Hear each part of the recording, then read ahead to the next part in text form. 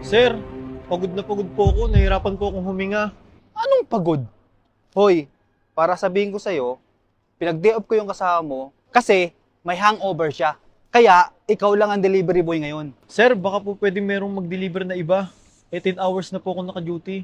Walang ibang magdi-deliver ngayon, kundi ikaw lang. Tsaka pwede ba?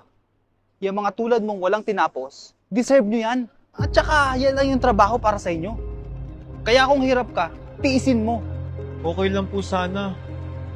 Kaso, need ko po talaga ng konting pahinga. Hindi ka pwede magpahinga. I-deliver mo to o mawawalan ka ng trabaho.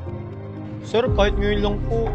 Pag ito na late ng deliver at nagreklamo ang customer, tanggal ka sa trabaho. Sir, wag naman po. Ako na lang po ang inaasahan sa pamilya po namin. Tandaan mo sinasabi, bilisan mo na. Sige po, sir.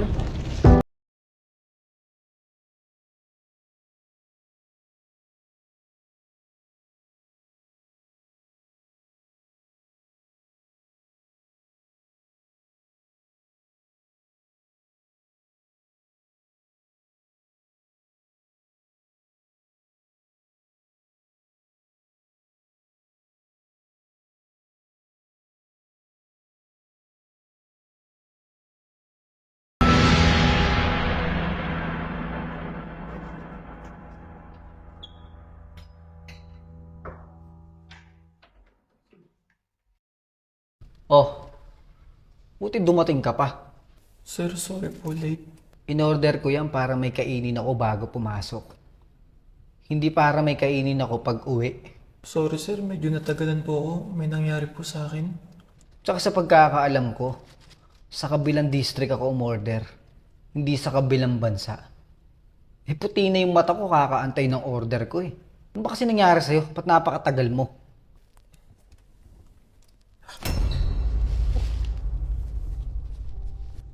Kamusta siya? Okay naman na siya. Alam mo na kulangan lang siya sa oxygen. I think over fatigue eh. Dami niya sigurong work, no? Kaya nga eh. Di ba pasok na ako, ha? Okay. Sige, sige. Balitaan mo na lang ako ano't ano pa man, okay? Sige. Ingat ka. Bye-bye. Bye-bye.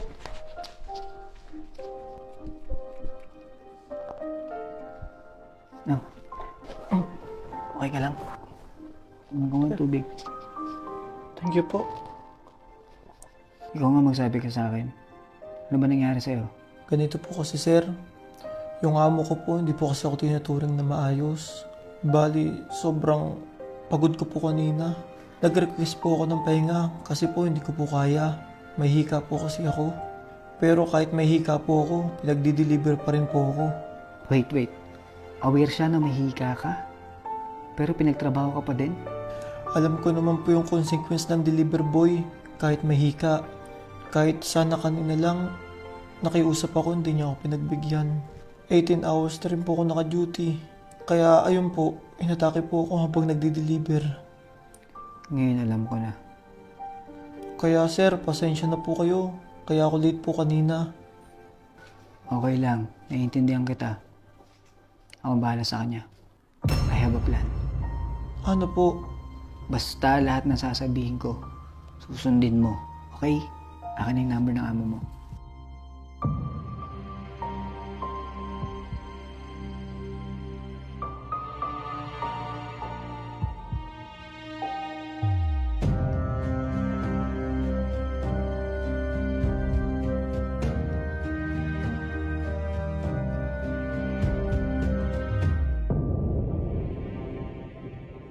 Hello?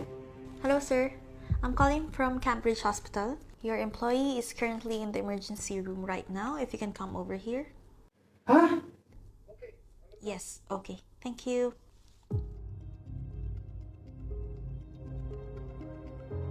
Oh, ano nangyari?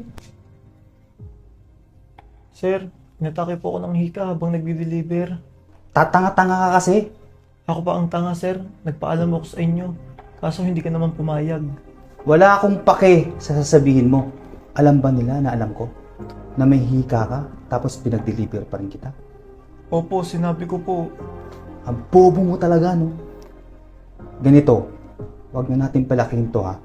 Pag tinanong ka nila ulit, itanggi mo, okay? Bibigyan na lang kita ng extra pera. At saka extra day off, okay?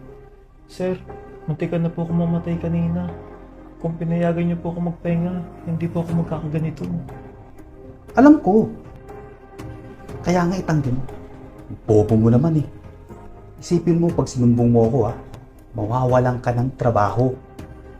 O paano pamilya mo? Ay, hindi pa rin, sir. Hindi po para ipagtanggol ko po kayo. Eh, kayo po yung muntikan na magpahamak sa akin. Sa tingin mo ba may maniniwala sa yung tanga ka? Eh, delivery boy ka lang. Oo naman. Nakarecord lahat ng mga sinabi mo dito. Bakit? Sino magtatanggol sa'yo? Eh, wala kang nga kapera-pera. Kaya mo bang gumastos para sa abogado mo? Hindi niya kailangan gumastos. Hi. I'm Attorney Karen. Alam mo ba kung anong pwede niyang ikaso sa ginawa mo? Hinayaan mo magtrabaho yung empleyado mo kahit alam mo sobrang pagod na. Ang masama pa dun, alam mong may asthma siya. And 18 hours mo siyang pinagtrabaho. And that circumstances may lead to a fatal result. You led your employee into danger. And I think, sapat na yung ebidensya para mapasara yung negosyo mo. Sir, baka pwede natin pag-usapan ito. Yeah, we can talk about it. But not here. One of these days, makakatanggap ka ng sampina. And you need to face the consequences of your actions. Kaya simulan mo nang humanap ng abogado. Yung mapagtatanggol ka. Kasi ako, sisiguraduhin ko na kung di ka man makulong, mapapasara ko yung negosyo mo. See you in court, Mr. Hilario.